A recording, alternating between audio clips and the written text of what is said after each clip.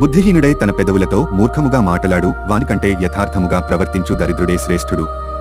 ఒకడు తెలివి లేకుండుట మంచిది కాదు, తొందరపడి నడుచువాడు దారి తప్పిపోవును. ఒకని మూర్ఖతవాని ప్రవర్తనను తారుమారు చేయును, అట్టివాడు హృదయమున యెహోవా మీద కోపించును. ధనముగలవానికి స్నేహితులు అధికముగానందురు, దరిద్రుడు తన స్నేహితులను పోగొట్టుకొనును. కూటసాక్షి శిక్ష నందకపోడు, అబద్ధములాడువాడు తప్పించుకొనడు. అనేకులు గొప్పవారి కటాక్షము వెదుకుదురు, దాతకు అందరూ స్నేహితులే. బీదవాడు తన చుట్టములందరికీ అసహ్యుడు, అట్టివానికి స్నేహితులు మరి దూరస్థులగుదురు. వాడు నిరర్థకమైన మాటలు వెంటాడువాడు.